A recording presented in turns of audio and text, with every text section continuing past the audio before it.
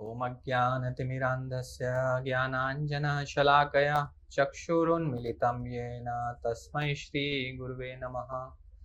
श्रीचैतन्यमनोभीष्टं स्थापितं येन भूतले स्वयं रूप कदा मह्यं ददाति स्वपदान्तिकं। वन्देऽहं श्रीगुरुः श्रीयुतापदकमलं श्रीगुरून् वैष्णवांश्च। श्रीरूपं सागरजातं सहगण रघुनाथान्वितं तं सजीवं साद्वैतं सावधूतं परिजनसहितं कृष्णचैतन्यदेवं श्रीराधा कृष्णपादान् सहगण ललिता श्रीविशाखान्वितांश्च। नमः ॐ विष्णुपादाय कृष्णप्रेष्ठाय भूतले श्रीमते भक्तिवेदान्तस्वामिन्निति नामिने। नमस्ते सारस्वती देवे गौरवाणी प्रचारिणे निर्विशेषशून्यवादी पाश्चात्यदेशतारिणे। नमो महावदन्याय कृष्णप्रेमप्रदायते कृष्णाय कृष्णचैतन्य नाम्ने गौरत्वसे नमः। हे कृष्णा करुणा सिंधु दीनबंधु जगत्पते गोपेश गोपिका कांता राधा कांता नमोस्तुते। तप्त कांचन गौरांगी श्री राधे वृंदावनेश्वरी वृषभानुसुते देवी प्रणमामि हरिप्रिये। नीलाचल निवासाय नित्याय परमात्मने बलभद्र सुभद्राभ्यां श्रीजगन्नाथाय ते नमः। वाञ्छाकल्पतरुभ्यश्च कृपा सिन्धुभ्य एव च पतितानां वैष्णवेभ्यो नमो नमः। जय श्री कृष्ण चैतन्य प्रभु नित्यानंद श्री अद्वैत गदाधर श्रीवासादि गौर भक्तवृंद। हरे कृष्णा कृष्णा कृष्णा हरे हरे, हरे राम राम राम हरे हरे। मूकं करोति वाचालं पङ्गुं लङ्घायते गिरिं यत्कृपातमहं वन्दे श्रीगुरुदीनतारिणं। श्रीपरमानन्दमाधवं श्रीचैतन्यमीश्वरम्।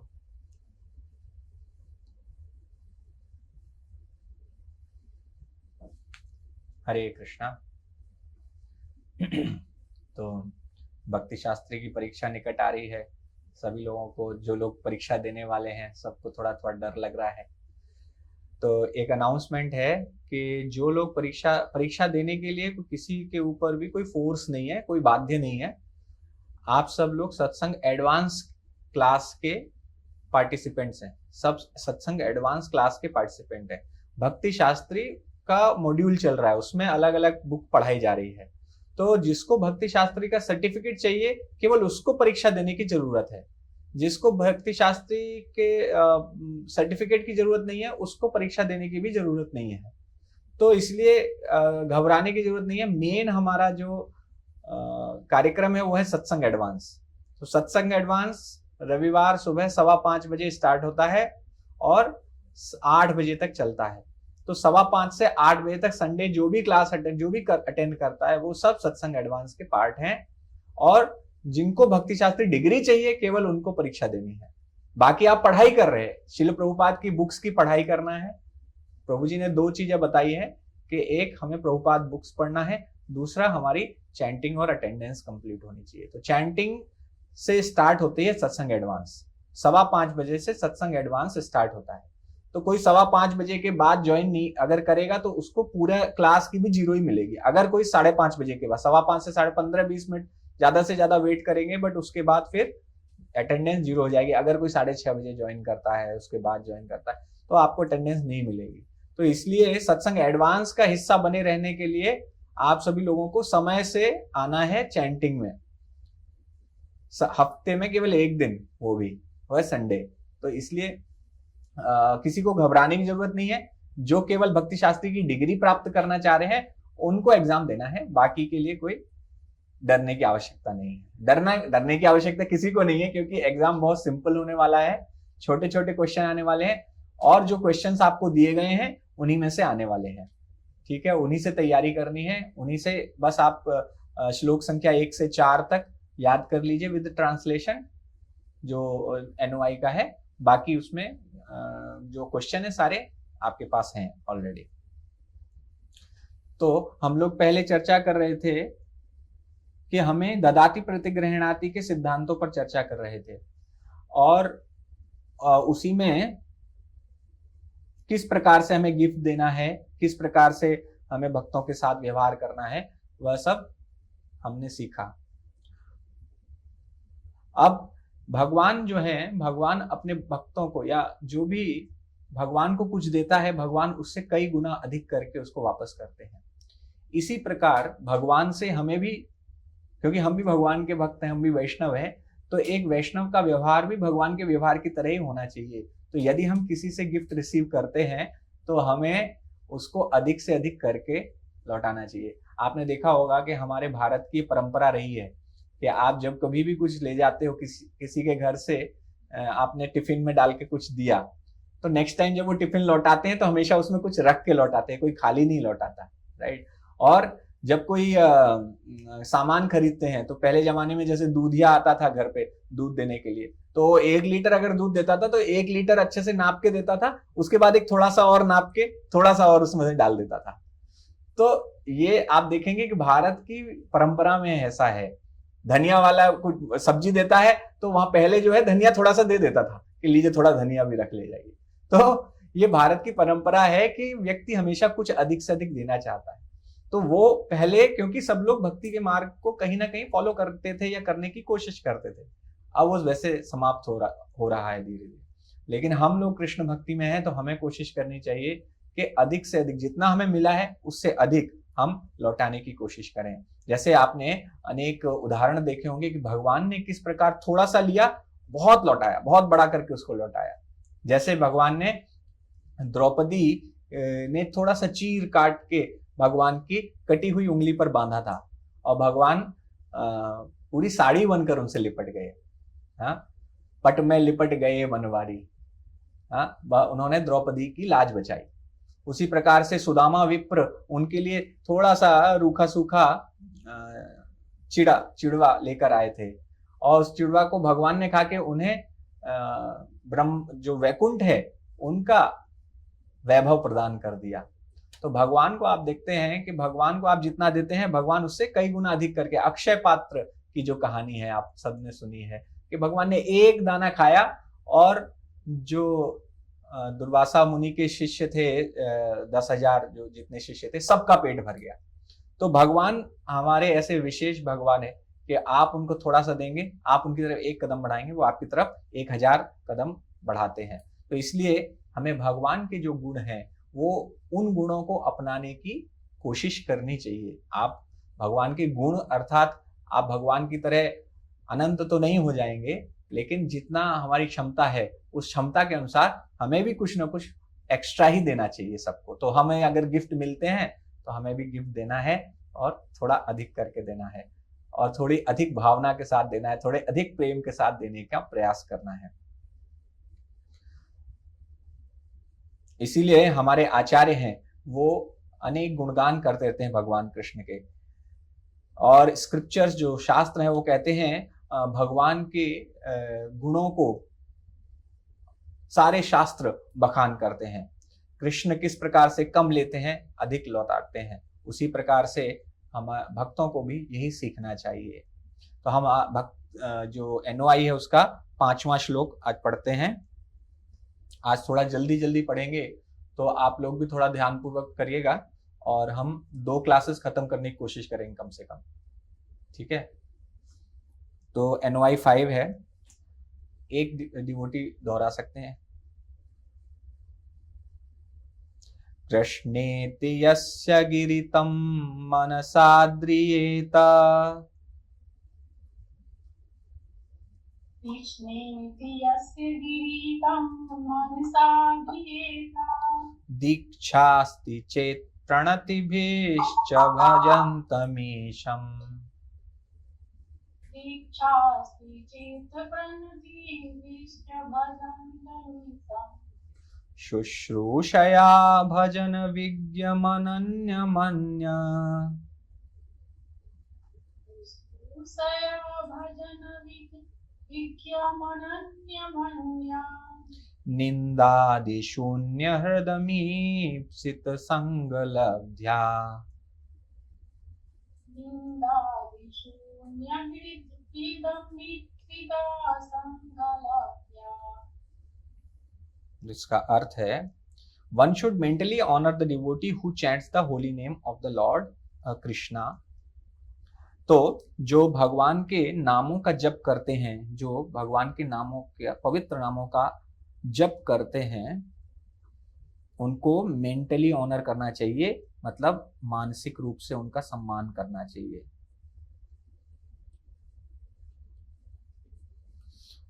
One should offer humble obeisances to the devotees who has undergone spiritual initiation Diksha and is engaged in worshipping the deity। और जो भगवान की जो दीक्षा प्राप्त कर चुके हैं, दीक्षा प्राप्त हैं, उनको क्या करना चाहिए? हमें दंडवत प्रणाम करना चाहिए। और जो डीटी वर्शिप कर रहे हैं। And one should associate with the faith and faithfully serve that pure devotee who is advanced in undeviated devotional service and whose heart is completely devoid of the propensity to criticize others। और उन ऐसे भक्तों का संग प्राप्त करने का हमें प्रयास करना चाहिए और उनकी सेवा करने का प्रयास करना चाहिए जो भगवान के शुद्ध भक्त हैं। और शुद्ध भक्त के क्या लक्षण हैं? कि उनकी जो भक्ति है वो अनडेविएटेड है, वह कभी भी भक्ति के मार्ग से भ्रष्ट नहीं होते, पथभ्रष्ट नहीं होते, कभी विचलित नहीं है, अविचल भक्ति कह सकते हैं। अविचल भक्ति, अनडेविएटेड मतलब अविचल, जो भगवान के भक्ति के मार्ग से कभी नहीं विचलित होते हैं और जिनका हृदय किसी भी प्रकार की निंदा के भाव से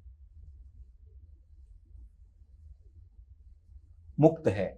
उनके मन में किसी भी प्रकार की किसी की कोई निंदा नहीं करते, किसी की, भक्त की छोड़ दीजिए, वो किसी की निंदा नहीं करते।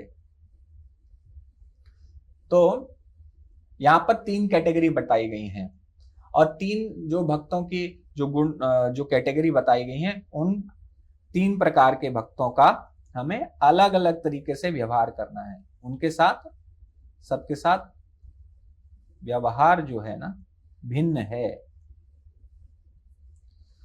ठीक है, तो ये हमें डिस्क्रिमिनेट करने के लिए रूप गोस्वामी बोल रहे हैं कि डिस्क्रिमिनेट मतलब हमें किस प्रकार व्यवहार करना है। जो सिद्धांत यहां पर कहा जा रहा है वो है भक्तों के सम्मान का सिद्धांत। तो हम एक वैष्णव को, जो अंडरलाइन तीनों ही भक्तों का हमें सम्मान करना है, ये मुख्य है। अब अलग अलग तरीके से सम्मान करने के मार्ग बताए हैं रूप गोस्वामी ने कि आप एक कनिष्ठ अधिकारी को, मध्यम अधिकारी को, एक उत्तम अधिकारी को अलग अलग तरीके से सम्मान कीजिए। तो फर्स्ट कैटेगरी क्या है?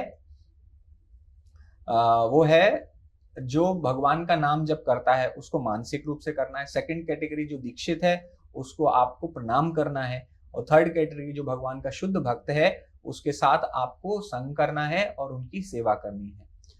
तो श्रीमद् भागवतम चर्चा करती है और श्री चैतन्य महाप्रभु जब सनातन गोस्वामी को शिक्षाएं देते हैं तब उसमें भी ये 3 कैटेगरी के बारे में बताते हैं। तो पहला है कनिष्ठ अधिकारी। तो कनिष्ठ अधिकारी, हम इसमें थोड़ा सा परपोर्ट भी लिखा है, परपोर्ट भी पढ़ लेते हैं। In order to intelligently apply the 6-fold loving reciprocations mentioned in the previous verse, one must select proper persons with careful discrimination। तो यदि आप जो 6 सिद्धांत बताए थे, कौन कौन से बताए थे? ददाति प्रति गृह्णाति, इनका पालन करना चाहते हैं तो आपको बहुत ध्यान पूर्वक आपको जांचना पड़ेगा डिवोटीज को। रूप Goswami therefore advises that we should meet with the Vaishnavas in a appropriate way। तो रूप गोस्वामी हमें ये सलाह देते हैं कि हमें भक्तों के साथ एक सही मार्ग से, सही तरीके से मिलना चाहिए। कैसे? उनकी जो स्टेटस है, पर्टिकुलर स्टेटस है, उसके अनुसार मिलना चाहिए। In this verse he tells us how to deal with 3 types of devotees. तो यहां बता रहे हैं कनिष्ठ अधिकारी, मध्यम अधिकारी, उत्तम अधिकारी के साथ कैसे व्यवहार करना है। कनिष्ठ अधिकारी क्या है? नियोफाइट कहते हैं। कनिष्ठ मतलब जो सबसे छोटे लेवल का है, नियोफाइट भी कहा जाता है, जो जस्ट उसने स्टार्ट ही किया है और उसको was received हरि नाम initiation from the spiritual master, जिसे हरि नाम मिल गया है और भगवान के नाम को जप करने का प्रयास कर रहा है। ऐसे व्यक्ति को अपने मन में हमें सम्मान देना चाहिए कनिष्ठ वैष्णव को। मध्यम अधिकारी वो है जिसे देखिए, हरिनाम इनिशिएशन मतलब जिसने हरिनाम जपना शुरू कर दिया, जिसने हरिनाम प्रारंभ कर दिया है। यहाँ पे दीक्षा नहीं है, हरिनाम इनिशिएशन का मतलब है जिसने हरे कृष्ण महामंत्र का जप प्रारंभ कर दिया है। और मध्यम अधिकारी वो है जिसको आध्यात्मिक गुरु मिल गए हैं, गुरु दीक्षा मिल गई है और भगवान की सेवा में जो लग गए हैं। मध्यम अधिकारी बीच वाले स्तर पर आते हैं, उत्तम और कनिष्ठ के बीच में। और उत्तम अधिकारी वो हैं जो सबसे उच्च स्तर के भक्त हैं, जो कि भक्ति में बहुत आगे बढ़े हुए हैं और किसी भी प्रकार की निंदा में इन्वॉल्व नहीं होते। उनका जो हृदय है वो पूरी तरह क्लीन है, साफ है और उन्होंने भगवान की अनअलॉयड, ऐसी मतलब कोई मिश्रण नहीं है, ऐसी भक्ति उन्होंने प्राप्त कर ली है। ठीक है, तो कनिष्ठ अधिकारी की जो लक्षण है वो क्या है, वो हमें शास्त्रों में बताए हैं, हमें भागवतम में भी बताया गया है, चैतन्य महाप्रभु भी सनातन गोस्वामी को बताते हैं।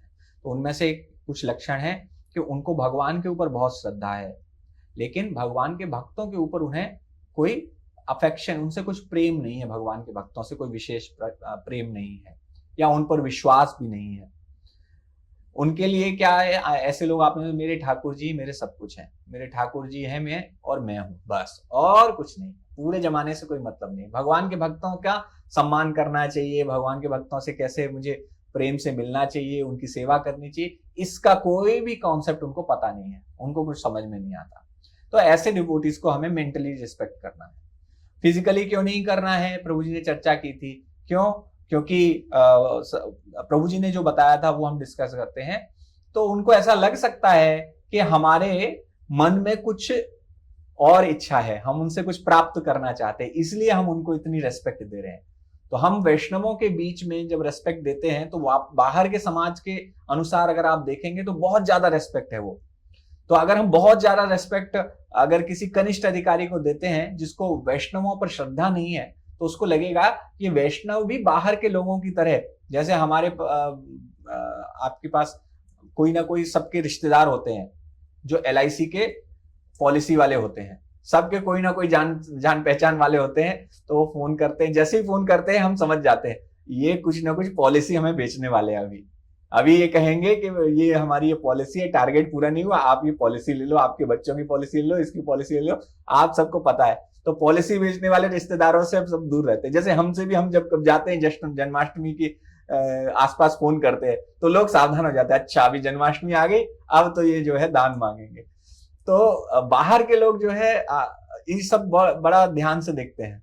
तो उन्हें जैसे ही लगेगा कि आप बहुत ज्यादा सम्मान कर रहे हैं तो वो सोच सकते हैं कि ये शायद कुछ मुझसे अपेक्षा करते हैं, पैसा चाहिए, कुछ चाहिए, फेवर चाहिए, इस वजह से ये मेरे पास आए हैं। क्योंकि बाहर के संसार में ऐसे ही होता है, आपको कोई सामान कोई बेचना चाहता है तो इसके लिए आपकी बड़ी सेवा शुश्रूषा करेगा ताकि आप उनका सामान खरीद लो। आप ज्वेलरी की दुकान में जाओगे, आपके लिए कोल्ड ड्रिंक मंगाएगा, आपके लिए पानी की बोतल मंगाएगा, आपसे पूछेगा क्या लीजिएगा, चाय बिस्किट कुछ लीजिए, उसको पता है इसको खिलाऊंगा पिलाऊंगा तो अच्छा आज 1 लाख का बिजनेस देके जाएगा, तो वो इसलिए खूब सेवा करता है। तो हम लोग भी अगर किसी कनिष्ठ अधिकारी के पास जाएंगे तो वो इसी प्रकार से सोचने लगेंगे कि हम उनसे कुछ चाहते हैं। हमें प्रत्येक जीवात्मा के अंदर भगवान के दर्शन करना चाहिए और हमें उनको प्रणाम करना चाहिए। जब हम किसी भी ऑब्जेक्ट को पैर लग जाता है, जैसे आप जा रहे हैं किसी चीज में आपका पैर लग गया तो तुरंत हमें उसको प्रणाम करना चाहिए। हमें किसी भी चीज में पैर नहीं मारना चाहिए। हम एक बार जैसे हम इवन बाथरूम में जाते हैं तो कभी बाल्टी में ऐसी पैर मार के बाल्टी सरका देते हैं, और कभी कभी कुछ खिलौने विलौने पड़े हैं बच्चों के तो ऐसी लात मार के हम तो निकल जाते हैं कि हटाओ इनको साइड में, ये करो वो करो। तो हमें समझना चाहिए कि प्रत्येक वस्तु में एक भगवान का शुद्ध भक्त जो होता है वो प्रत्येक वस्तु में भगवान के दर्शन करता है। और ये एक ऐसी चीज है जो तो हर कोई प्रैक्टिस कर सकता है, हम अपने व्यवहार में ला सकते हैं। हम कभी कभी ध्यान नहीं देते हैं, अपने रिश्तेदारों को लांघ के चले जाते हैं, है ना, उनको ऐसे क्रॉस कर देते हैं, उनके पैर के ऊपर से, उनके शरीर के ऊपर से कभी कभी निकल जाते हैं। लेकिन बचपन से ही हमें माता पिता ने सिखाया है कि किसी को लांघना नहीं चाहिए। क्यों नहीं लांघना चाहिए? क्योंकि उनके अंदर भगवान बैठे हैं, भगवान विराजमान है, तो हम भगवान को लांघ नहीं सकते।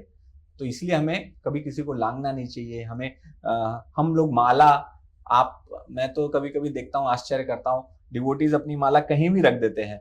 माला जो आपके लक्ष्य को साधने का साधन है, उसको आप जो है कहीं भी रख दो। जहां बैठते हो, जहां आप अपना पीछे का हिस्सा रख रहे हो, वहीं आप माला भी रख देते हो। तो ये कौन सी बात हुई?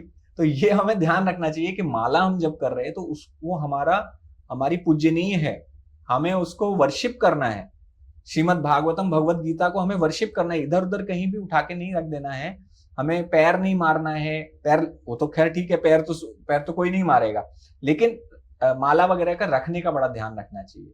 एक प्रॉपर प्लेस होना चाहिए, स्थान होना चाहिए, या ऐसा स्थान जहां पर कोई कभी अपने पैर नहीं रखता हो, कभी गंदगी नहीं रहती हो, या गंदी चीज या जूठन नहीं रखी जाती हो, है ना। हम कहीं मेज पे किसी पे प्लेट, कोई झूठी प्लेट रख देते हैं जहां पे, वहां पर भी हमें अपनी माला को नहीं रखना चाहिए। ध्यान रखना चाहिए हमको इस चीज का।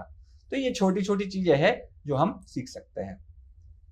तो यहाँ पर क्या सिद्धांत पता है कि कनिष्ठ अधिकारी का बहुत सम्मान करना चाहिए मानसिक रूप से, और मध्यम अधिकारी वो हैं जिन्होंने दीक्षा ली है और भगवान की सेवा में लगे हैं, और उनको गुरु और वैष्णवों पर बहुत विश्वास है।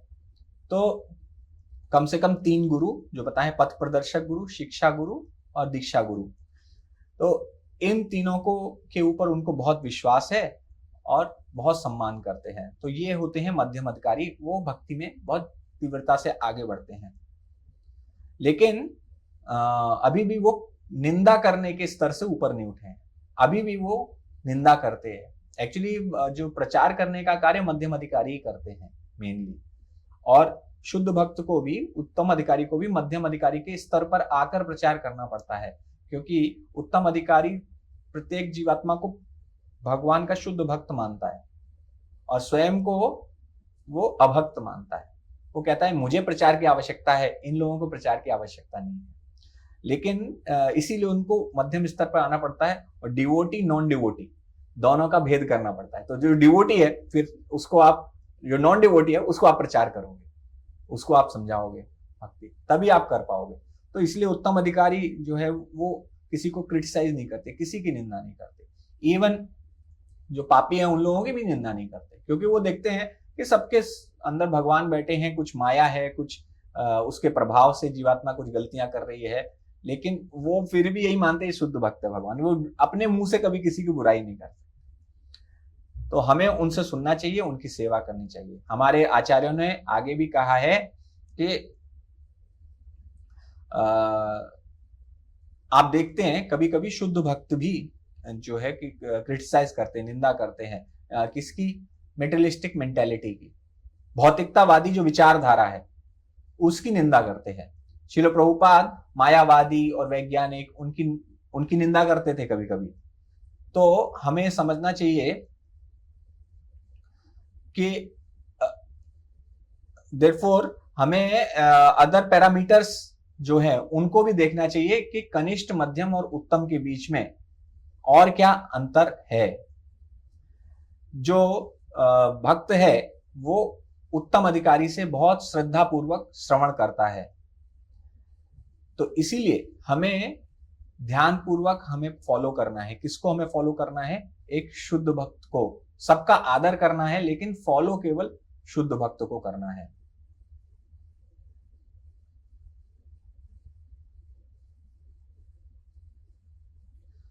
अब कृष्ण भक्ति के कुछ और एस्पेक्ट्स हैं जिनके आधार पर कनिष्ठ अधिकारी, मध्यम अधिकारी, उत्तम अधिकारी का भेद बताया है। तो कनिष्ठ अधिकारी ये कहता है कि मुझे शास्त्र का ज्ञान प्राप्त करने की क्या आवश्यकता है, मेरे हृदय में भगवान है तो बस। इसलिए उनको शास्त्रों में या तो श्रद्धा नहीं है या फिर बहुत कम श्रद्धा है, तो वो भी कनिष्ठ अधिकारी आ जाते हैं। तो इनकी जो श्रद्धा है वास्तव में क्या है? भावुकता है। तो लोग भावुक होकर भगवान की, आपने देखा होगा बहुत सारे लोग भावुक होते हैं, उनको मूवी देखकर भी आंसू आ जाते हैं, भगवान के कीर्तन सुन के भी आंसू आ जाते हैं, कथा सुन के भी आंसू आ जाते हैं, कोई न्यूज पेपर में कोई स्टोरी पढ़ लेते हैं तो उसको देख सुन के भी आंसू आ जाते, उसको पढ़ के भी आंसू आ जाते हैं। तो वो लोग भावुक होते हैं, उनकी श्रद्धा भी कई बार भावुक होती है। तो इस कारण वो भगवान से ब्लाइंडली फॉलो करते हैं भगवान को आप कैसे, अंधभक्त जो कहते हैं ना, अंधभक्त कौन होते हैं? जो अपना, उसकी भक्ति के पीछे कोई लॉजिक नहीं है, कोई केवल सेंटिमेंट्स हैं, केवल भावना है, उसके आधार पर वो भक्ति कर रहा है। तो अगर सही सदगुरु मिल गया, किसी को सही गुरु मिल गया और तो फिर ठीक है, लेकिन गड़बड़ गुरु मिल गया तो वो फंस जाएगा। लेकिन हमारे आचार्य कहते हैं कि आपको भगवान से प्रेम भी करना है तो भगवान के महानता को पहले जानना है, भगवान के ऐश्वर्य को पहले जानना है, भगवान कितने महान है पहले ये समझना है, उसके बाद भगवान के आप भक्त बन पाएंगे। भक्ति भावना से होती है, वो बात सही, जैसे कहते हैं भगवान तो भावग्राही हैं, हमारे तो भाव है, अंदर अंदर चलता रहता है, हमारे अंदर अंदर ही भगवान का नाम चलता रहता है। लेकिन हमारे आचार्य वगैरह ऐसा नहीं कहते, अंदर अंदर नहीं चलना चाहिए, हमें समझना चाहिए, फिलॉसफी को समझना चाहिए, दर्शन को समझना चाहिए, उसको समझ के फिर हमें भगवान जो हमारे आचार्यों ने मार्ग बताया उसको पालन करना चाहिए। नाम जप करना है, शास्त्र पढ़ना है, सब हमारे गुरु परंपरा ने हमें बताया है। तो कनिष्ठ अधिकारी को अपने स्क्रिप्चर्स में, शास्त्रों में कोई श्रद्धा नहीं है, और उनकी श्रद्धा क्या है? भावुकता है। तो कनिष्ठ अधिकारी केवल एक बार भी अगर कोई जीवन में हरे कृष्ण महामंत्र कह देता है तो भी उसको कनिष्ठ अधिकारी मानना चाहिए। इसीलिए श्रील प्रभुपाद जब किसी से मिलते थे तो हमेशा उनको बोलते थे हरे कृष्णा। क्यों? क्योंकि हरे कृष्णा उसको सुनने को मिलेगा, and sometimes they may repeat also, वो कभी कभी उत्तर भी हरे कृष्णा बोल के दे सकते हैं। जैसे कुलीनावासी जो थे, उन्होंने चैतन्य महाप्रभु से जब पूछा कि कनिष्ठ वैष्णव कौन है, तो उन्होंने कहा कि एक बार भी अगर किसी ने हरे कृष्णा बोल दिया, भगवान का नाम जप कर लिया, तो वह भी एक वैष्णव है। तो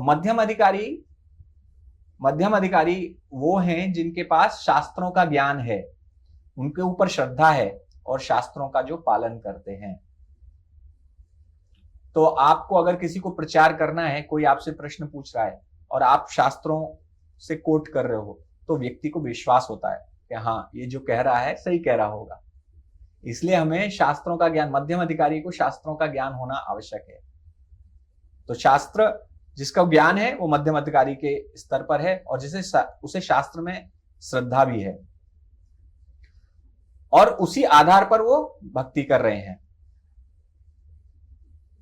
हाँ, लेकिन जो मध्यम अधिकारी है वो दूसरों को कन्विंस नहीं कर पाएंगे, क्योंकि वो लॉजिक से प्रेजेंट नहीं कर पाएंगे। उन्होंने बहुत स्क्रूटनाइज करके, बहुत भीतर जाकर उन्होंने बहुत पढ़ाई नहीं की है, इसलिए कभी कभी क्या होगा, हर किसी को नहीं कर पाएंगे, कभी कभी वो फेल भी हो जाएंगे, कभी कभी नहीं बात कर पाएंगे। जैसे हम लोग कभी कभी लोग हमसे प्रश्न पूछते हैं तो हम उत्तर नहीं दे पाते उनको। क्यों? क्योंकि हमने अभी शास्त्र को स्क्रूटनाइजिंगली नहीं पढ़ा है। जैसे हम NOI पढ़ रहे हैं, भक्ति शास्त्री कर रहे हैं, ये शास्त्र की एक सिस्टमेटिक स्टडी है। तो हमारा जो टारगेट होना चाहिए कि कम से कम मैं मध्यम अधिकारी के स्तर तक तो पहुंच सकूं। वो अपने गुरु महाराज के कहने पर नाम जप करता है, तो नंबर ऑफ राउंड्स हैं उनके, उतने number of rounds every day वो चैंट करते हैं। मध्यम अधिकारी को भगवान कृष्ण को प्रेम करना चाहिए, और जो बाकी भक्त हैं उनके साथ मित्रवत व्यवहार करना चाहिए। जो ईर्ष्यालु लोग हैं उनसे दूर रहना चाहिए, और जो निर्दोष हैं उनको उनके साथ करुणा के साथ व्यवहार करना चाहिए।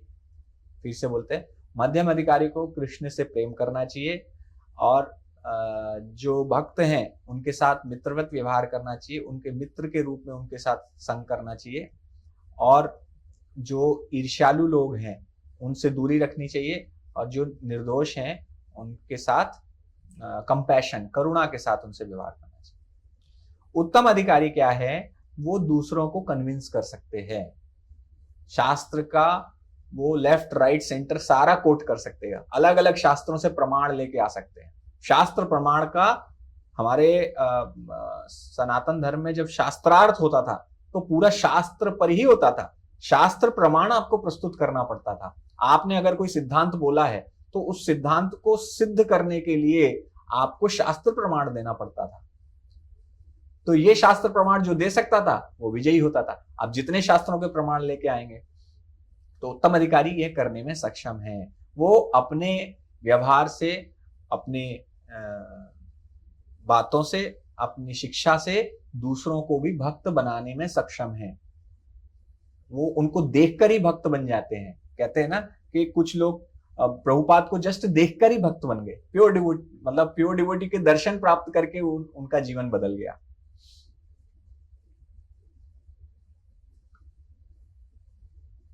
तो किसी के भी जीवन में आध्यात्मिक कठिनाई आ सकती है। तो कभी कभी शुद्ध भक्त का आप देखेंगे कभी कभी फॉल डाउन हो जाता है। Even if a pure devotee sometimes may fall down by Krishna some inconceivable. Krishna की योजना के अनुसार कभी अगर एक शुद्ध भक्त का पतन हो जाए, लेकिन उसका जो पतन होगा वह कनिष्ठ अधिकारी के पतन से भिन्न होता है। तो विश्वनाथ चक्रवर्ती ठाकुर कहते हैं कि भाव के स्तर पर पहुंचने के बाद भी, निष्ठा, रुचि, आसक्ति, भाव, तो भाव के स्तर पर पहुंचने के बाद भी हमारे मन में कुछ अनर्थ रह जाते हैं और वे तभी पूर्णतः समाप्त होते हैं जब कृष्ण आपके सर पर अपना हाथ रख देंगे। वो पूरी तरह अनर्थ समाप्त नहीं होते। जैसे भरत महाराज का उदाहरण दिया जाता है। तो भाव स्टेज समाप्त नहीं होती है, और अगर किसी भक्त का पतन भी हो जाए तो उससे भाव स्टेज समाप्त नहीं होती है। वो बहुत ही जल्दी पुनः भक्ति में वापस आ जाएंगे। क्षिप्रम भवति धर्मात्मा श्वश्यत क्षंति निगच्छति कौन्तेय प्रति जानी ही न मे भक्तः प्रणश्यति। माम चयो व्हाट इज दैट, अपिचेत सुदुराचारो भजते माम अनन्य भाग साधुरेव समन्तव्य। यानी अगर कोई गलती से भगवान का भक्त जो निरंतर भक्ति कर रहा है वो गलती से उसका स्लिप हो जाता है, तो भगवान कहते हैं उसको भी साधुरेव समन्तव्य, उसको साधु ही मानना है। उससे गलती हुई है लेकिन उसको साधु ही मानना है। तो फिर से क्षिप्रम भवति धर्मात्मा, वो जल्दी फिर से वापस आ जाएगा। तो कृष्ण यमराज से कहते हैं कि यदि मेरे भक्त का पतन भी हो जाए फिर भी उसका जो निर्णय है वो मेरे हाथ में है। आप उसका निर्णय नहीं करोगे, या आपकी यमदूत उसको लेके उसको छू नहीं सकते, उसका निर्णय मैं ही करूंगा। तो कभी कभी भगवान कृष्ण ऐसे भक्त को एक प्यार से चांटा मार सकते हैं। ये एक ऐसे गड़बड़ कर रहा है दुष्ट, तो भगवान का चांटा है, भगवान तो भगवान है, अगर उनका एक चांटा पड़ गया, उन्होंने वराह देव ने जो हिरण्याक्ष को मारा था तो जस्ट टच किया तो उसी से ही हो गया। तो भगवान का चाटा पड़ता है तो हमें तेज लगता है, लेकिन भगवान का प्यार से ही चाटा है। तो भगवान कभी कभी भक्त को या भक्त से कभी उन्हें शिक्षा दिलवानी होती है, उन्हें पूरे संसार को शिक्षा दिलवानी पड़ती है। तो वो टेम्पररी है और जल्दी ही वो भक्त वापस आ जाता है।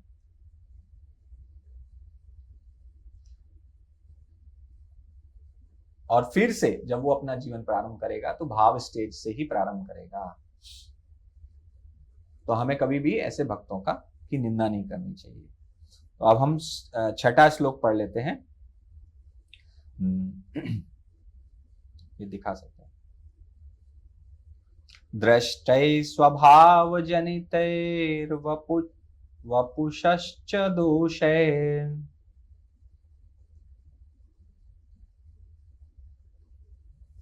somebody can repeat. निष्ठै स्वभावजनितैर्बहुशाश्च दोषैः न प्राकृतत्वमिह भक्तजनस्य पश्येत् न प्रकृतत्वं भक्तजनस्य पश्येत् गंगाम्भसां न खलु बुदफेन पंकैर् नाम भजन खलु बुधफेन पंकज ब्रह्मद्रवत् त्वमपगच्छति नीरधर्मै। ब्रह्मांड्रवत्तमपगच्छति निरधर्मै। Very good. तो यहां पर क्या है, अर्थ बताते हैं। Being situated in his original Krishna conscious position, a pure devotee does not identify with his body. अपने कृष्ण भक्ति में स्थिति के कारण जो भगवान के शुद्ध भक्त हैं वो कभी भी अपने शरीर से स्वयं की पहचान नहीं करते, और ऐसे भक्त को कभी भी भौतिक दृष्टि से नहीं देखना चाहिए। हमें कभी भी ऐसे भक्त को, शुद्ध भक्त को भौतिक दृष्टि से नहीं देखना चाहिए। हमें ऐसे भक्त के जो दिखने में या भौतिक दृष्टि से दिखने में कुछ निम्न लक्षण लग सकते हैं भौतिक दृष्टि से, जैसे कि उनका जन्म हुआ हो, एक निम्न कुल में उनका जन्म हुआ हो, या उनका शरीर का जो रंग हो या शरीर की जो बनावट हो वह अच्छी नहीं हो, डिफॉर्म्ड बॉडी हो, शरीर में कोई विकलांगता हो, या बीमार शरीर हो, इन्फर्म बॉडी, मतलब कुछ करने लायक भी शरीर ना हो, तो ऐसी भी सिचुएशन को हमें ओवरलुक करना चाहिए, मतलब हमें ध्यान नहीं देना चाहिए।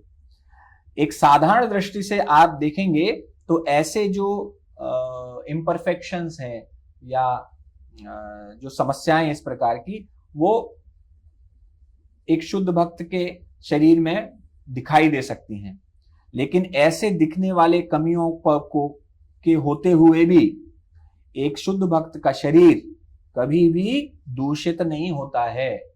एक शुद्ध, चाहे उसके शरीर में चाहे कितनी भी कमियां दिखाई देती हो, चाहे उसके शरीर में फोड़े हो, मांस पस निकल रहा हो, चाहे कैसी भी कमी दिखाई दे रही हो उसके शरीर में, लेकिन फिर भी शुद्ध भक्त का शरीर कभी दूषित नहीं होता है, क्योंकि यह कैसा है, बिल्कुल गंगा की तरह है, जो कि कभी कभी बारिश के मौसम में उसमें बहुत सारे फेन, बुलबुले पड़ने लगते हैं, उसमें फोम आने लगता है और मिट्टी बहुत सारी उसमें दिखती है, लेकिन उससे भी गंगा का जो पानी है डू नॉट बिकम पोल्यूटेड, कभी भी वो प्रदूषित नहीं होता है। इसी प्रकार से जो कि आध्यात्मिक मार्ग पर बहुत प्रगति कर चुके हैं,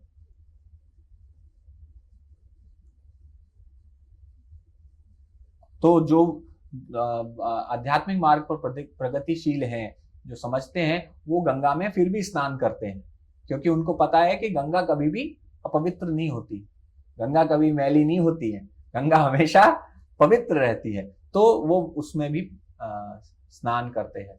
तो इसीलिए इसी प्रकार से जो शुद्ध भक्त का शरीर है वो भले ही दिखने में उतना अच्छा ना हो, भौतिक ना ही वो मिस्टर इंडिया या मिस्टर वर्ल्ड ना हो या मिस यूनिवर्स ना हो, चाहे दिखने में, हो सकता है कि भगवान की जो शुद्ध भक्त एक वैष्णवी होगी वो दिखने में कुरूप हो सकती है, कुबड़, जैसे कुब्जा थी, कुबड़ था उनका, राइट, तो झुका हुआ शरीर था, तो भगवान के शुद्ध भक्त बन गई, भगवान की कृपा हुई। तो भगवान का शुद्ध भक्त चाहे दिखने में कैसे भी हो, लेकिन उनका शरीर पवित्र ही माना जाता है। यह बहुत महत्वपूर्ण श्लोक है। दृष्टे स्वभाव जनिते, दृष्टे स्वभाव जनिते, यस, ये जो है, तो हमें भौतिक दृष्टि से कभी भी उनके शरीर को नहीं देखना चाहिए।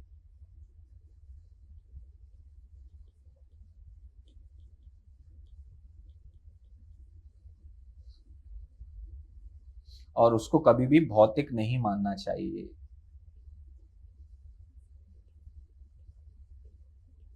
उनका शरीर भौतिक नहीं है। सटल बॉडी, ग्रॉस बॉडी, क्योंकि स्वभाव जो है, स्वभाव जनित है, उसमें हमारे दोनों ही आ जाते हैं। तो एक चीज और है कि यदि भक्त, हमें शुद्ध भक्त कभी हमारे उनके व्यवहार समझ में भी नहीं आता है, तब भी वो भी नहीं सोचना चाहिए, क्योंकि मन भी तो शरीर है, मन सूक्ष्म शरीर है, तो वो उसके प्रति भी हमें अपराध नहीं करना चाहिए।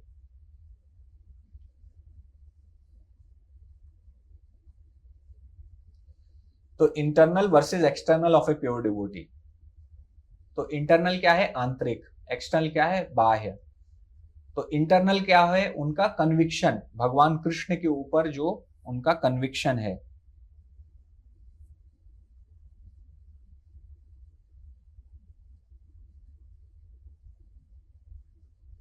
तो वो कन्विक्शन मीन्स विश्वास, विश्वास, दृढ़ विश्वास। यस, दृढ़ विश्वास।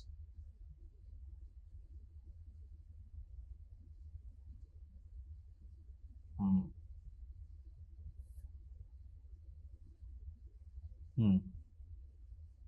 तो उनका इंटरनल जैसे आंतरिक क्या है लक्षण, उनका कृष्ण के ऊपर और शास्त्र के ऊपर बहुत विश्वास है, दृढ़ विश्वास। अरे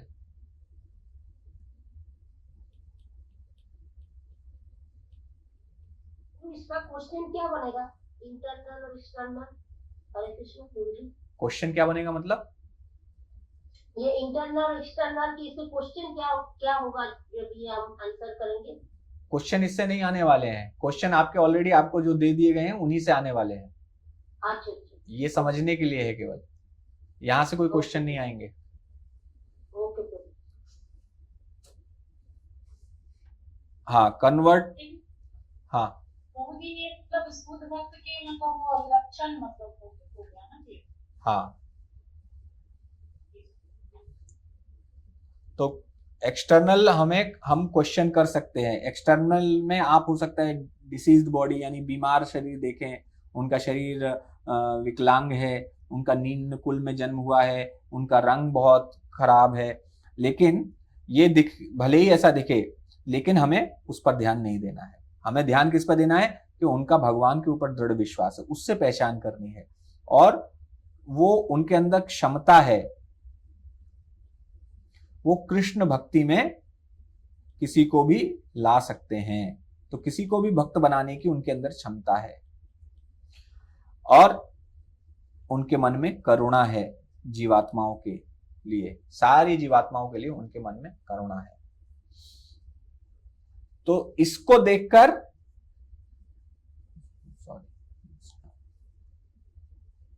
निश्चय नहीं करना, निश्चय नहीं करना, इसके आधार पर निश्चय नहीं करना। तो प्रश्न ये आ सकता है कि कृष्ण जब आते हैं तो बहुत अच्छा शरीर लेके आते हैं, सुंदर एकदम, अंगानि यस्य सकलेंद्रिय वृत्तिमंती पश्यन्ति पांति कलयन्ति चिरम। आप तो बहुत सुंदर शरीर है, वेणुम क्वनंतम अरविंद दलायताक्षम रहावताम समसितांबुल सुंदरांगम। वाह वाह वाह, क्या सुंदर शरीर। तो भगवान के शुद्ध भक्त को फिर भगवान ऐसा क्यों शरीर देते हैं? ऐसा क्यों ऐसा करते हैं?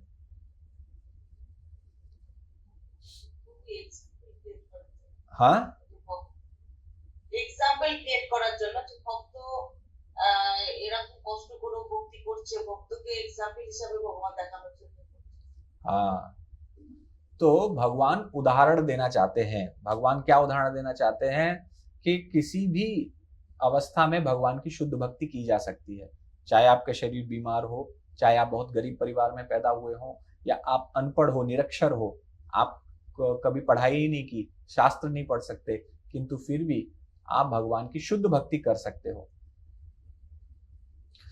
तो जीवन मुक्त, देयर आर जीवन मुक्ता एंड सम आर शुद्ध भक्ता। तो कुछ जीवन मुक्त होते हैं और कुछ शुद्ध भक्त होते हैं। जीवन मुक्त कौन है? जीवन मुक्त वो हैं जैसे Shukdev Goswami,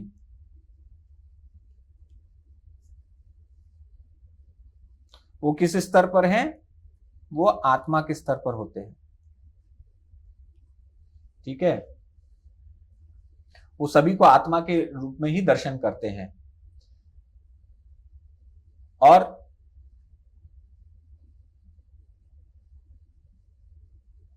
doesn't have a subtle body, मतलब उनका जो मन बुद्धि अहंकार है, जैसे प्रभु जी ने कोकोनट का उदाहरण दिया था।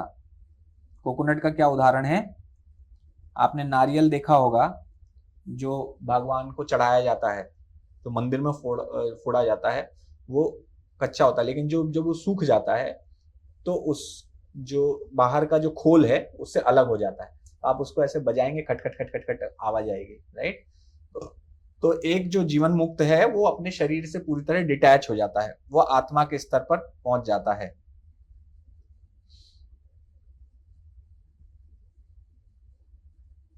तो उसका अपने बाह्य शरीर से या स्थूल शरीर के साथ कोई भी अटैचमेंट नहीं रहता, क्योंकि सटल बॉडी जो है उसका सूक्ष्म शरीर से विरक्त हो गया है, हट गया है। तो क्या सभी जीवन मुक्त जो है वो भगवान के शुद्ध भक्त बन जाते हैं? नहीं, सारे जो जीवन मुक्त हैं वो आवश्यक नहीं है कि वो शुद्ध भक्त हों।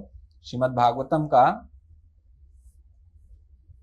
प्रभु जी ने उदाहरण जो श्लोक बोला था 2.1.9, परिनिष्ठितोऽपि नैर्गुण्य उत्तम श्लोक लीलया गृहीत चेताराजर्षे आख्यानम यदधि तवान। O saintly king, I was certainly situated perfectly in transcendent. Sukhdev Goswami कह रहे हैं कि मैं पूरी तरह दिव्य स्थिति में था, लेकिन फिर भी मुझे भगवान की लीलाओं के प्रति आकर्षण हुआ, जो कि उत्तम श्लोक, बहुत उच्च स्तर के श्लोकों द्वारा जिनका वर्णन किया जाता है। तो शुकदेव गोस्वामी प्रारंभ में भगवान कृष्ण के प्रति आकर्षित नहीं थे, तो क्यों जैसे ही वो पैदा हुए वो तुरंत ही घर छोड़ के भाग गए। लेकिन जब उन्होंने लकड़हारे के मुंह से बरहा पीड़म नटवर वपु कर्णयो कर्णकारम, जब उन्होंने यह श्लोक सुना तो उन्हें भगवान से प्रेम हुआ। और अहो बकीयम स्तन काल, जब उन्होंने देखा कि भगवान कितने दयालु हैं कि उन्होंने जो उनको मारने आई थी बकी, अर्थात कौन?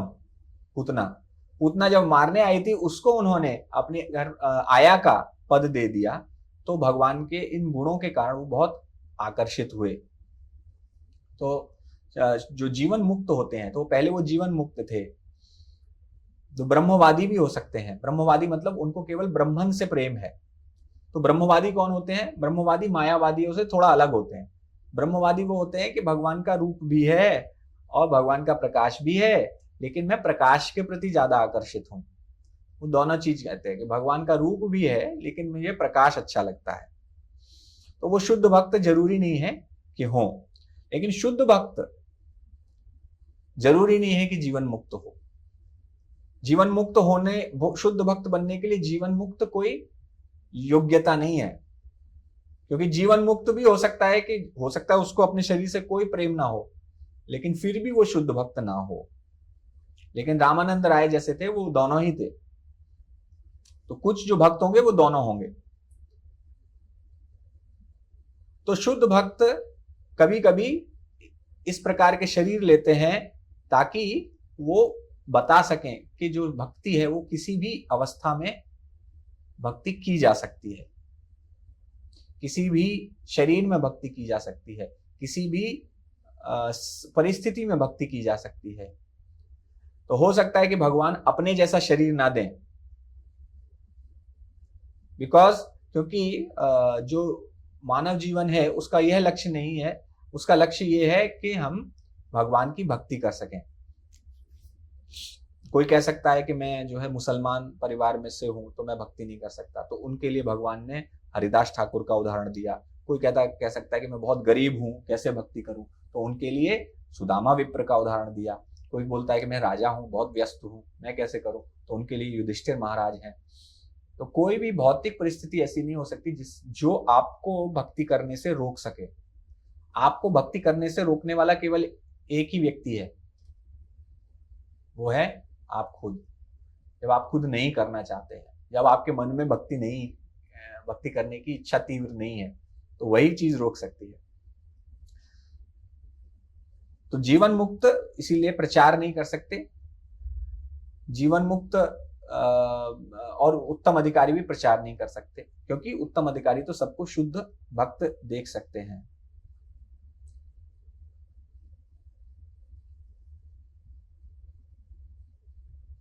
इसीलिए उनको मध्यम स्तर पर आना पड़ता है।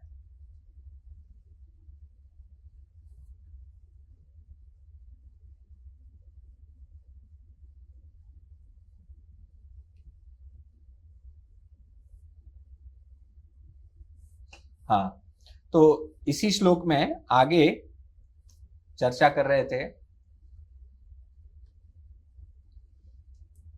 कि भगवान कभी अपने भक्तों को अलग अलग प्रकार के शरीर देते हैं, लेकिन भगवान जीवन मुक्त और शुद्ध भक्त के बारे में हमने समझा, और अपने जो शुद्ध भक्त हैं उनको भगवान आध्यात्मिक शरीर नहीं देते। खुद तो आध्यात्मिक शरीर लेके आते हैं, लेकिन अपने भक्तों को आध्यात्मिक शरीर नहीं दे सकते। यद्यपि भगवान दे सकते हैं उनको, लेकिन फिर भी नहीं देते।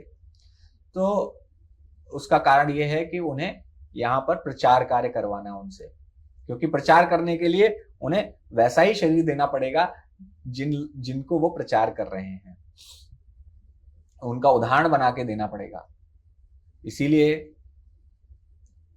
इसीलिए भगवान से, किसी भगवान के शुद्ध भक्त को देखकर कभी हमें सोचना नहीं चाहिए कि ये तो अंग्रेज शुद्ध भक्त है या अमेरिकन शुद्ध भक्त है। ऐसा नहीं है, ये लंगड़े भक्त हैं, ये काने भक्त हैं। वो अगर हम ऐसा सोच रहे हैं तो हमारी भौतिक बुद्धि है। तो कृष्ण क्यों इस प्रकार से अपने भक्तों को मुश्किल में डालते हैं? जैसे अर्जुन को उन्होंने अविद्या में डाल दिया। अर्जुन को अविद्या हो गई, पांडवों को अविद्या हो गई, युधिष्ठिर महाराज को अविद्या हो गई, अंधकार ने घेर लिया। कैसे? उन्होंने अपनी पत्नी को दांव पे लगा दिया जुए में। नॉर्मल इंसान भी ऐसा नहीं करेगा, शुद्ध भक्त ने ऐसा कर दिया। तो भगवान को अगर कोई उदाहरण प्रस्तुत करना है तो उनके लिए अपने शुद्ध भक्तों के साथ ही वो उदाहरण प्रस्तुत करते हैं, इसीलिए उनको कठिन परिस्थितियों में डालते हैं।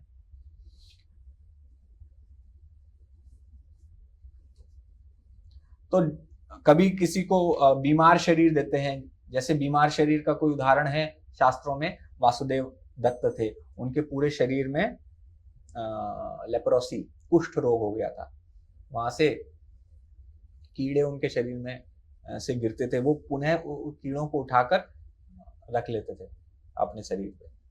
वो कहते थे कि ये इनका शरीर इनका भोजन है, मैं इनको अपने भोजन से दूर क्यों करूं। तो ऐसे भगवान के भक्त शुद्ध भक्ति करते थे। तो आपने वो जो कहानी सुनी होगी, प्रभु जी ने सुनाई थी, जो कॉबलर और ब्राह्मण की। कॉबलर मतलब जो जूते सीने वाला होता है ना, जो जूते वगैरह, मोची। तो मोची और ब्राह्मण। तो नारद मुनि गए और उन्होंने देखा, ब्राह्मण के पास गए तो देखा ब्राह्मण बहुत अच्छी पूजा पाठ कर रहा है, शास्त्र पढ़ रहा है, बहुत विद्वान है, श्लोक बोल रहा है, सब कुछ कर रहा है। तो नारद मुनि गए, उन्होंने बड़े प्रेम से सम्मान पूर्वक नारद मुनि को बिठाया और नारद मुनि भी प्रसन्न हुए। और नारद मुनि जब जाने लगे तो उन्होंने नारद मुनि से कहा कि आप तो वैकुंठ जाते रहते हैं। उन्होंने कहा जाता रहता हूँ। तो जाते रहते हैं, तो जब अगली बार जाएंगे जरा तो पूछ के आइएगा कि मैं भगवान धाम वापस कब लौटूंगा। नारद कहा ठीक है, कौन सी बड़ी बात है, हम तो नारद हैं, हम तो नारायण के बहुत प्रिय हैं, हम कर देंगे। तो वो चले गए। फिर उसके बाद एक मोची से मिले, मोची के पास गए तो मोची तो बहुत ही गरीब था, उसके पास ज्यादा कुछ बिठाने के लिए था नहीं, लेकिन उन्होंने बहुत सम्मान से नारद मुनि से बातचीत की और नारद मुनि से को जगह दी। नारद मुनि मेरे पास यही है तो कृपया बैठिए।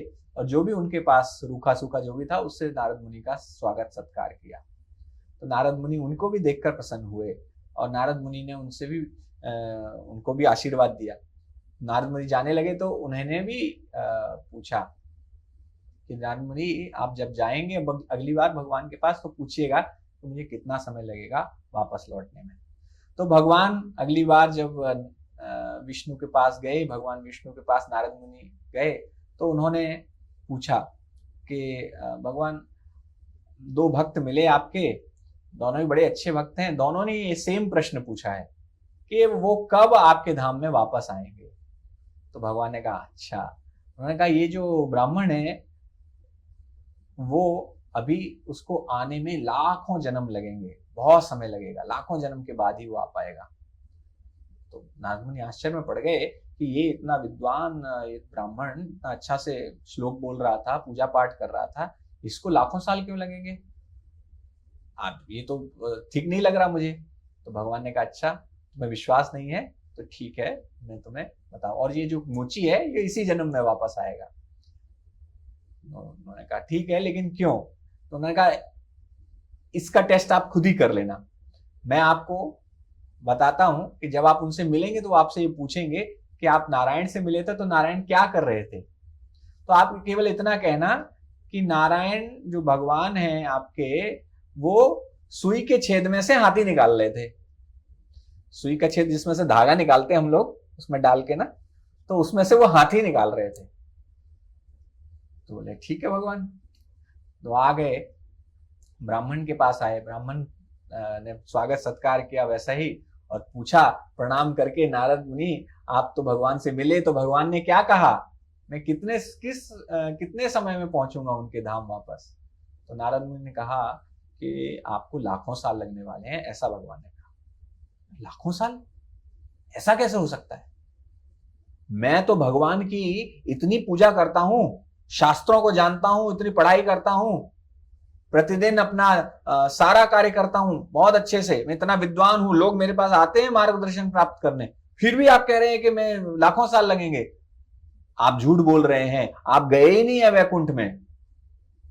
नारद मुनि ने कहा नहीं, मैं तो गया हूं वैकुंठ में। अच्छा, वैकुंठ में गए हो तो मुझे बताओ कि भगवान नारायण क्या कर रहे थे उस समय। तो उन्होंने कहा कि भगवान नारायण आपके सुई के छेद में से हाथी निकाल रहे थे। तो वो ये देखो क्या बता रहे हैं कि सुई के छेद में से, कभी देखा है ऐसा होता हुआ? इसी से समझ में आ गया कि तुम गए ही नहीं हो, केवल जो है यहां आके झूठ मूठ का मेरे को बता रहे हो। तो नारद मुनि समझ गए कि इसको क्यों लाखों साल लगने वाले हैं। तो इसके बाद फिर नारद मुनि मोची के पास गए, और मोची ने भी स्वागत किया और पूछा कि क्या कहा भगवान ने। तो भगवान ने कहा कि तुम इसी जन्म में भगवान, उन्होंने ऐसे पूछा कि भगवान क्या कर रहे थे जब आप गए, तो भगवान क्या कर रहे थे? उन्होंने कहा कि भगवान उस समय सुई की छेद में से हाथी निकाल रहे थे। तो वो मोची के आंखों से आंसू गिरने लगे झरझर, और वो कहने लगे कि मेरे भगवान हैं ही इतने महान, उनके जैसे अद्भुत कर्मणा है, उनके जैसे अद्भुत कार्य कोई नहीं कर सकता इस संसार में, ऐसा कोई नहीं हो सकता, केवल भगवान ही कर सकते हैं, मेरे ठाकुर जी ऐसे हैं। तो नारद मुनि अवाक रह गए। उन्होंने पूछा कि आपको यकीन है कि भगवान ये कर रहे थे? कहा हाँ, मुझे पूर्ण यकीन है। तो उन्होंने पूछा कैसे? तो वो बरगद के नीचे बैठे हुए थे, उन्होंने बरगद का एक फल था, उसमें उन्होंने उठाया, उसको खोल के दिखाया, देखिए बरगद के बीज में, एक छोटे से बीज में इतना बड़ा बरगद का पेड़ मेरे भगवान ने डाल दिया है। एक एक बीज में एक एक पेड़ है, अगर एक एक बीज बो दोगे इतने लाखों पेड़ निकल आएंगे। तो जब मेरे भगवान इस बरगद के छोटे से बीज में पूरा बरगद का पेड़ डाल सकते हैं, तो फिर वो सुई के छेद से हाथी कैसे नहीं निकाल सकते? कर तुम अकर तुम अन्यथा कर तुम स्मरता स ईश्वर। वो कर सकते हैं, नहीं कर सकते हैं, कुछ भी कर सकते हैं, कुछ भी नहीं कर सकते हैं, उनको पूरा अधिकार है करने का, उनको पूरा अधिकार है, जिनको पूरा अधिकार है वही ईश्वर है, वही भगवान है, वही कृष्ण है। तो ये समझ में आता है यहां से कि चाहे भगवान का भक्त देखने में लगे कि क्या है, तो मोची है, देखने में क्या है, छोटा सा रोड के किनारे कोई बैठा होगा, कभी आपने सोचा कोई रोड के किनारे बैठा हो मोची, तो आप सोच सकते हो कि शुद्ध भक्त होगा भगवान का?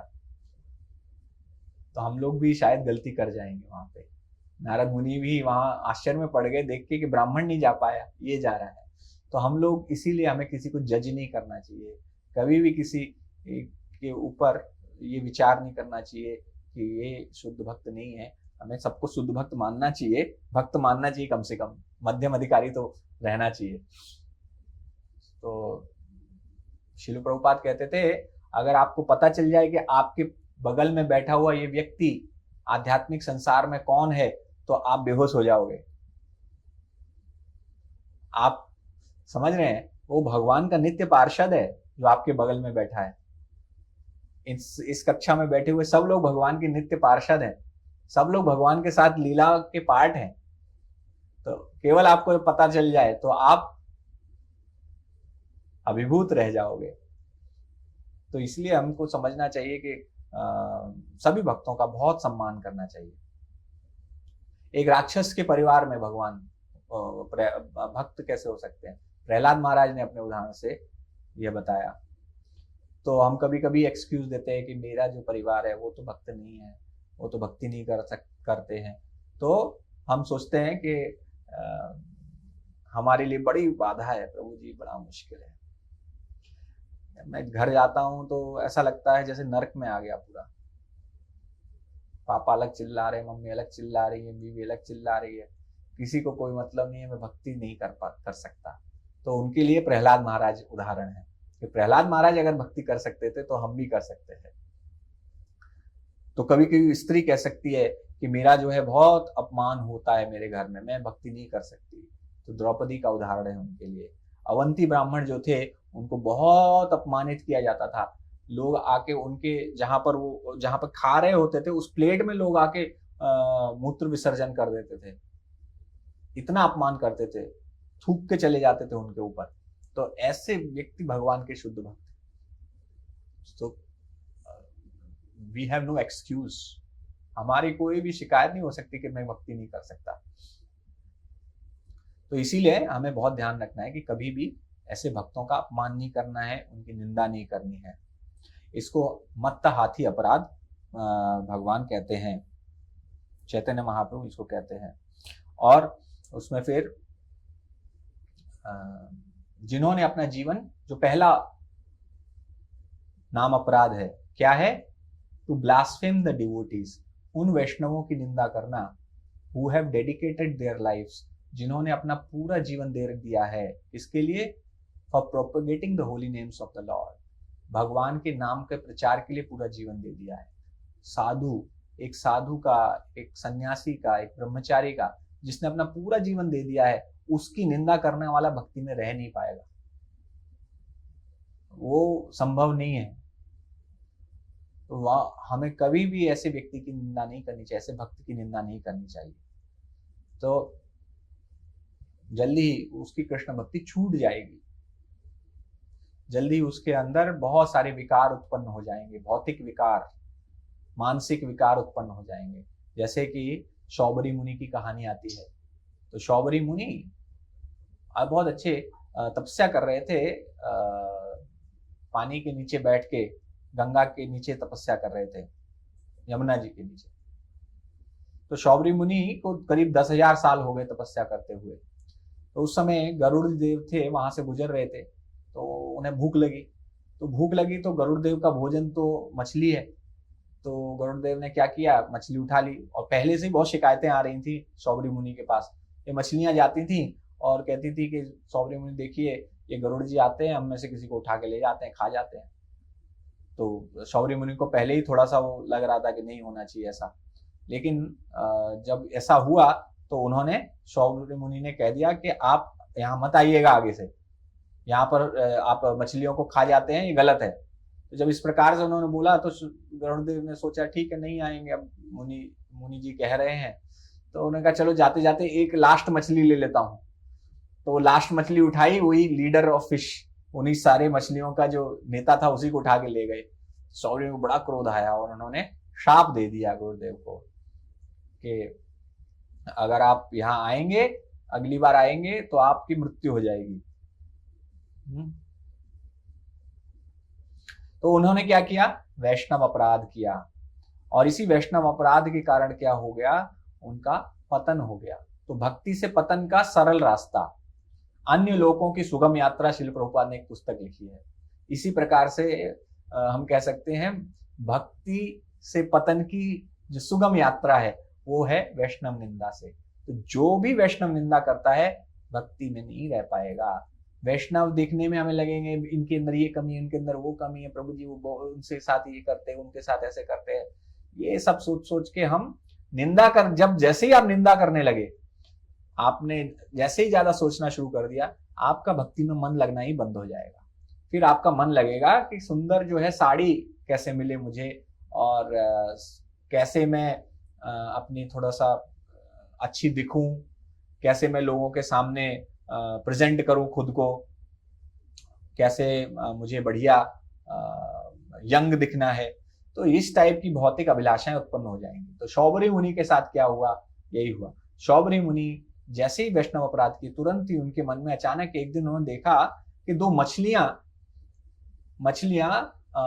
मैथुन कर रही थी, और उनकी इस क्रिया को देखकर उनके मन में विकार उत्पन्न हो गया। उनको मन में इच्छा हो गई कि मुझे भी अब संग करना, स्त्री संग। तो इसलिए वो पानी से बाहर निकले। उन्होंने देखा कौन है, राजा। तो मानधाता थे राजा, उनके घर पहुंच गए। तो 10,000 साल से तपस्या कर रहे थे, उनका शरीर तो वैसे ही हो गया था पानी के। अगर आपकी उंगली, आप पानी वानी में अगर बर्तन धोते हो, ज्यादा समय हो जाता है 1 घंटा, तो उंगली सिकुड़ जाती। तो उनका शरीर, चेहरा वगैरह सब वैसा ही हो गया था, सिकुड़ा हुआ था। तो मानधाता से पास गए कि मुझे विवाह करना, आपकी पुत्रियां हैं, मुझे पता चला।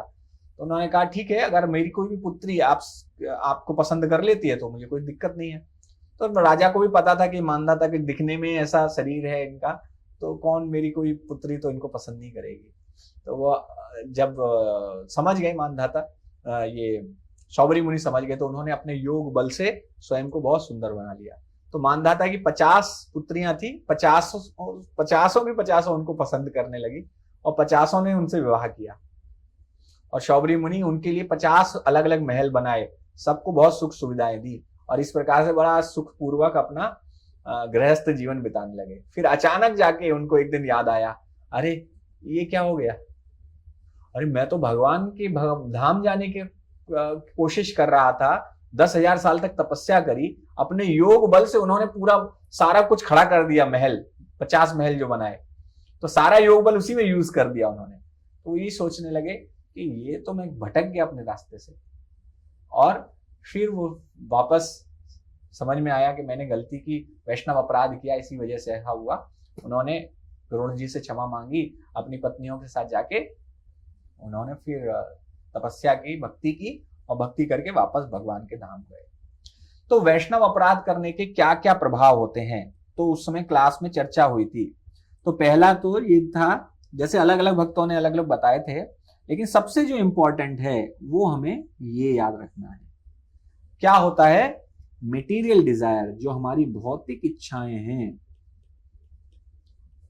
भौतिक इच्छाएं इंक्रीज, बढ़ जाती हैं, अत्यधिक बढ़ जाती हैं।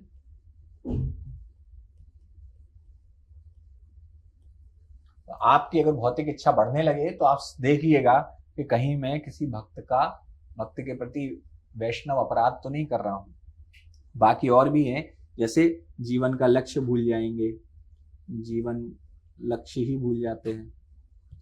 Realise affected by material energy, और जो भौतिक ऊर्जा के प्रभाव में आ जाते हैं।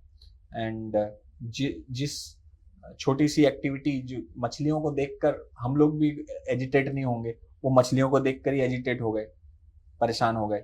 उनकी जो बुद्धि है वो पूरी तरह कवर हो गई। उनकी योगिक शक्तियां उन्होंने किसके लिए उपयोग कर ली, भौतिक जीवन को सुंदर बनाने के लिए और अच्छा बनाने के लिए भौतिक शक्तियां उपयोग कर ली, और बहुत समय उनका व्यर्थ चला गया इसमें। कितने हजारों साल फिर वो अपनी पत्नियों के साथ रहे, तो वो तुरंत ही भौतिक स्तर पर उतर गए, और किसी भी समय फिर फॉल डाउन हो सकता है, और मटेरियल बंधनों में पड़ सकते हैं। जो मन है वो अनकंट्रोल्ड हो जाता है, श्रद्धा चली जाती है। तो मटेरियल लाइफ हमारे लिए बहुत महत्वपूर्ण हो जाती है जब आप वैष्णव अपराध करते हो। तो कृष्ण कॉन्शियसनेस में जो भी आपने सीखा था वो मटेरियल डिजायर्स के फुलफिलमेंट में यूज होने लगता है। तो जैसे आप जहां से शुरू किए थे वहीं पहुंच जाते हो। कहां से शुरू किया था आप? पुनः मूषिका भव की कहानी जैसे शिल प्रभुपाद बताते हैं। तो पुनः मूषिका भव, एक चूहा था, वो भाग के गया ऋषि के पास कि मुझे जो है बिल्ली परेशान कर रही है, मुझे बिल्ली बना दीजिए। तो बिल्ली बन गए। फिर बिल्ली को कुत्ते परेशान करने लगे तो कुत्ता बन गए। कुत्ते को फिर शेर परेशान करने लगा तो उन्होंने शेर बना दिया। और जैसे ही शेर बना तो ऋषि की तरफ आंख उठा के देखने लगा, ये अब मैं तो तुम्हें खा जाऊंगा। तो उन्होंने कहा पुनः मूषिका भव, फिर से तुम चूहे बन जाओ। तो हम जहां से शुरुआत किए, हम भक्ति करते हैं तो भक्ति करने से आपका बहुत आध्यात्मिक स्तर बढ़ता है, आपको सम्मान वगैरह सब मिलने लगता है, बहुत सम्मान मिलने लगता है भक्तों के, क्योंकि भक्त तो स्वाभाविक रूप से बहुत सम्मान देते हैं। और आप अच्छे से भक्ति कर रहे हो तो आपको और सम्मान मिलेगा। लेकिन जैसे ही आप वैष्णव निंदा में पड़ जाते हो तुरंत धड़ाम, जितना ऊपर उठे हो उतना ही धड़ाम गिरोगे। तो इसलिए कभी भी निंदा, इसको आप गांठ बांध लीजिए, गांठ बांध लीजिए कि निंदा तो नहीं करना है। हमारे आचार्य कुछ जगहों पर कहते हैं जो वैष्णव निंदा करता है और भगवान नाम का जप करता है तो जो हरि नाम उसको अनर्थों से मुक्त करने के लिए उपयोग होना चाहिए, वही हरि नाम उसके हृदय में और भी अधिक भौतिक इच्छाएं पैदा कर देता है। हरि बोल, खत्म, टाटा, बाय बाय। सोच लीजिए, यही हरि नाम आपके जीवन का सबसे बड़ा पतन का कारण बन जाएगा अगर आप वैष्णव अपराध कर रहे हो तो। ये हमारे आचार्यों का वचन है। तो इसीलिए हमें ध्यान रखना है कि हरि नाम भी नहीं बचा पाएगा। वह जो भजन है कि तोमा स्थान अपराधे हरि स्थान अपराधे तारे हरि नाम, तोमा स्थान अपराधे नाही परित्राण। आपके हरि स्थान में कुछ अपराध किया है तो हरि नाम से वो करवा सकता है, आपको मुक्त करवा सकता है उसके फल से। लेकिन अगर वैष्णव के प्रति आपने कुछ अपराध किया, ना ही परित्राण, उसका कोई परित्राण नहीं है, कोई कुछ कर नहीं सकता आपका। गॉन केस कहते हैं ना, तो गॉन केस है, तो वही हो जाएगा। तो इसलिए विशेष रूप से उन भक्तों को जिन्होंने अपना जीवन पूरा हरि नाम के प्रचार में लगा दिया है, उनके लिए विशेष रूप से हमें सावधान रहना चाहिए। तो महाराज राधानाथ स्वामी महाराज एक कहानी बताते हैं कि एक व्यक्ति था जो वृंदावन धाम में आया था। उसने श्रीमद् भागवतम में पढ़ा कि चिंतामणि धाम है ये, यहाँ पर प्रत्येक जो कदम है वो एक नृत्य के समान है, यहाँ पर प्रत्येक जो वचन है वो एक गीत के समान है। तो वो सोच रहा था ये तो बहुत अच्छी जगह है, सभी सुखी हैं। तो वो वहां पे इसी उद्देश्य से आए, देखते हैं कि वृंदावन क्या है। तो वृंदावन में जब उतरा तो उसने देखा कि जहां उतरा वहीं सामने कीचड़ पड़ी हुई थी, गंदी नाली थी, उसी में एक सुअर लौट रहा था आराम से बस। और फिर सुअर बाहर निकला और उसने अपना पूरा शरीर ऐसे हिलाया, तो वो कीचड़ जो लगा के आया था वो इन भाई साहब के ऊपर आ गया।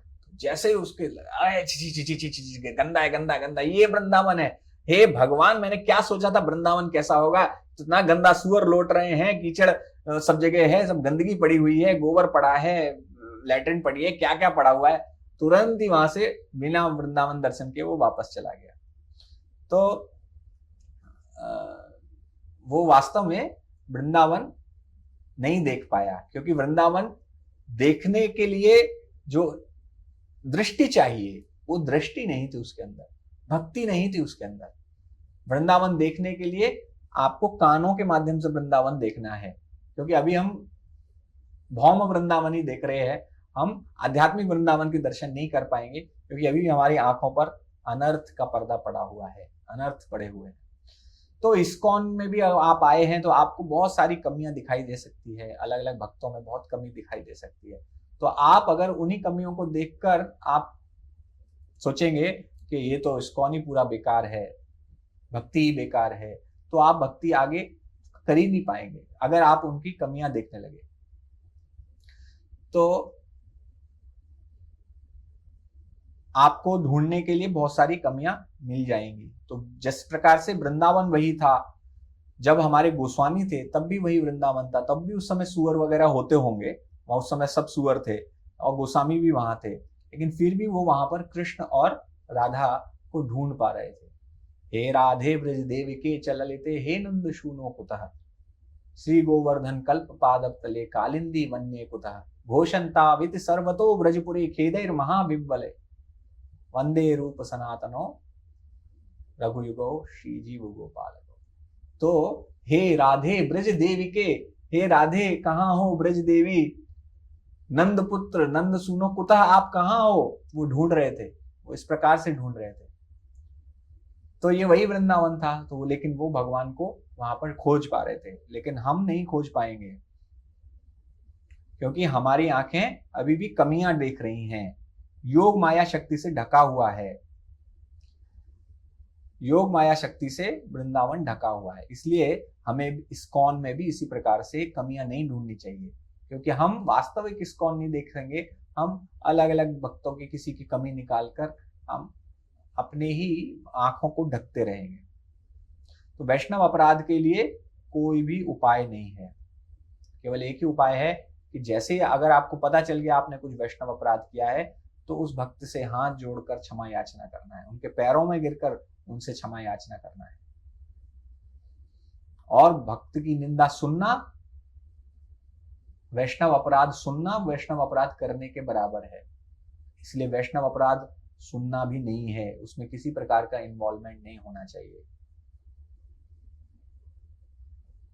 ठीक है, तो ये एक स्तर है। और वो और भी ऊंचा स्तर है कि हमें किसी भी प्रकार के किसी भी व्यक्ति का हमें अपमान नहीं करना चाहिए, किसी का अपमान नहीं करना चाहिए।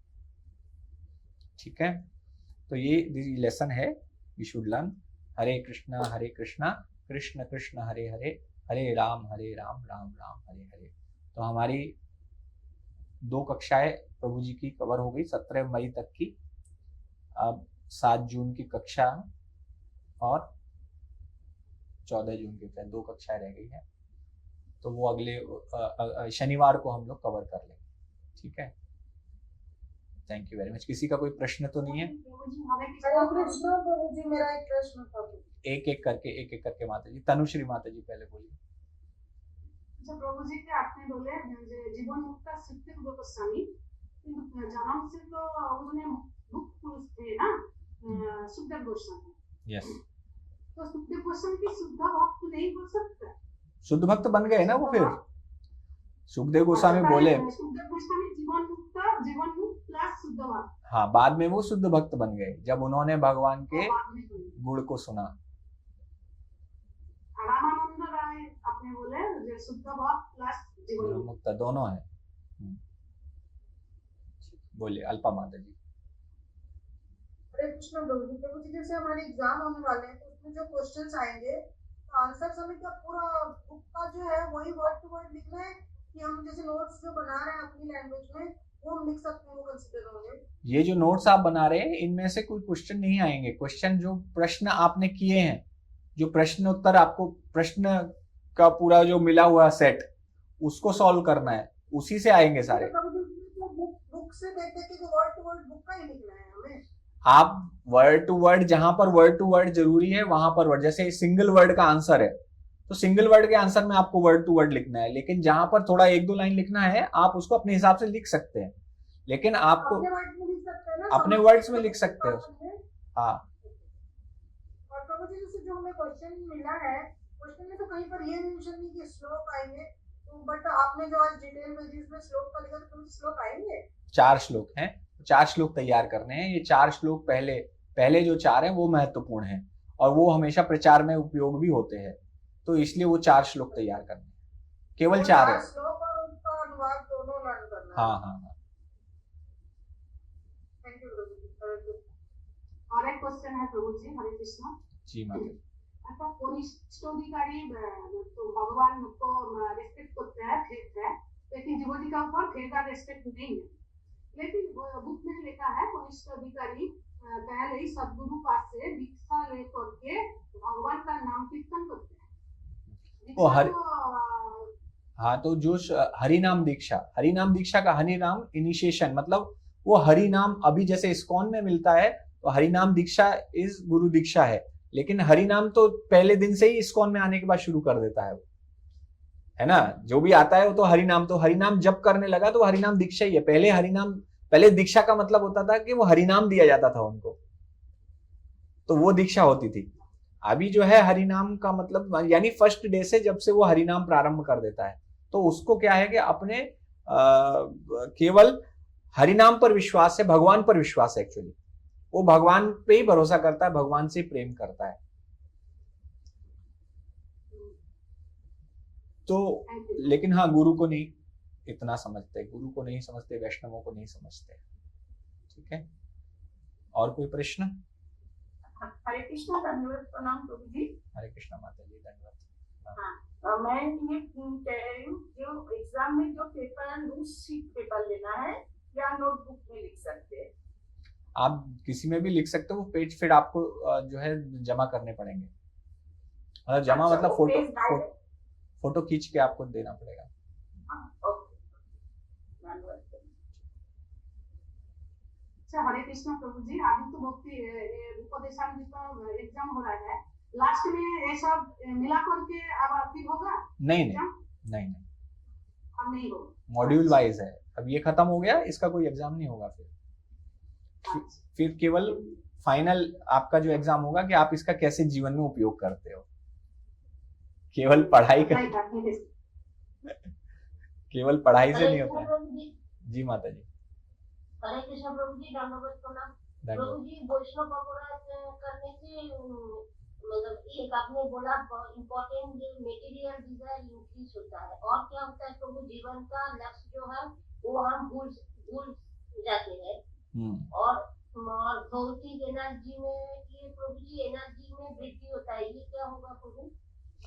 ये हम हमारे जो अपना भौतिक जीवन पे ज्यादा ध्यान देने लगते हैं, यानी भौतिक ऊर्जा जो है, माया हमें बहुत अट्रैक्ट करने लगती है, माया में पड़ जाते हैं। तो सब चीजें जो हमने समझा कि भक्ति में मैं शरीर नहीं हूं, मैं आत्मा हूं, फिर अपने आप को शरीर ही मानने लगोगे। नहीं, मेरा ही नाम, मेरा ही सम्मान और मेरा ही जो मेरा दिखता कैसा हूं, ये ज्यादा इंपॉर्टेंट हो जाएगा। हरि नाम कितने ध्यान से कर रहा हूं वो ज्यादा इंपॉर्टेंट नहीं रहेगा। फिर ये रहेगा कि नहीं, मुझे अच्छा दिखना है, कपड़े अच्छे पहनने हैं, मेकअप अच्छा होना चाहिए, है ना, ये चीज फिर ध्यान में आएगी। प्रभु फिर यही तो बुद्धि में जो बुद्धि भ्रष्ट हम हो जाते हैं, इसी को ही तो यही पॉइंट है ना, बुद्धि भ्रष्ट होना, बुद्धि भ्रष्ट, बस विनाश काले विपरीत बुद्धि। और एक क्वेश्चन है प्रभु, ये थोड़ा सा क्लियर, जीवन मुक्त एंड शुद्ध भक्त, ये थोड़ा सा प्रभु थोड़ा सा बता दीजिए। जीवन मुक्त वो हैं जो कि त्रिगुणातीत हो चुके हैं, जो 3 गुणों के प्रभाव में नहीं, जो अपने जिनको ये ज्ञान हो गया है कि मैं शरीर नहीं हूं, मैं आत्मा हूं, वो जीवन मुक्त है। मैं आत्मा हूं, और वो स्वयं को अपने शरीर से डिटैच्ड मानते हैं। तो मन बुद्धि अहंकार उनका नहीं है, वो सटल बॉडी उनको प्रभाव नहीं डालती, वो इस प्रकार के जीवन मुक्त है। लेकिन जीवन मुक्त जरूरी नहीं है कि वो भगवान से प्रेम ही करता हो।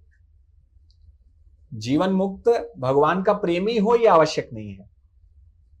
वो कैसे करें? हाँ, वो तो बॉडी, आप योग की सिद्धि है। हठ योगी तो क्या करते हैं कि आग जला के बीच में बैठ जाते हैं। बस उन्हें ये रियलाइज करना है कि मैं ये शरीर नहीं हूं। आग जला के समर में तपस्या करते हैं। और जो ज्ञानी है, हाँ, ज्ञानी है तो ज्ञानी बस शास्त्र पढ़ के ये मैं ये नहीं हूं, वो नहीं हूं करके सब ज्ञान हो जाता है उसको, तो ज्ञान भी रियलाइज हो जाता है उसको। तो वो अपने आप को खुद से आइडेंटिफाई नहीं करता है। लेकिन फिर भी भगवान से प्रेम हो ये आवश्यक नहीं है। फिर भी कृष्ण मेरे हितैषी हैं, ये उसको विश्वास नहीं होता। ठीक है। हरे कृष्ण। हरे हरे कृष्ण कृष्ण। प्रभु जी, एक बात, ये जो जीवन मुक्त है उनको भौतिक जगत से का कुछ उनका फीलिंग्स नहीं रहता है, इनका कोई मान अपमान कुछ नहीं रहता, उसको फील नहीं होता है इनको। हाँ, वो शरीर मन बुद्धि अहंकार के स्तर से ऊपर उठ जाते हैं वो। हाँ, ऊपर होता है। हाँ, हरे कृष्ण। धन्यवाद। ठीक है, और कुछ किसी का प्रश्न तो नहीं है? Hare Krishna. Thank you very much. Upadeshamrita की जय। श्रील रूप गोस्वामी पाद की जय। श्रील प्रभुपाद की जय। हरे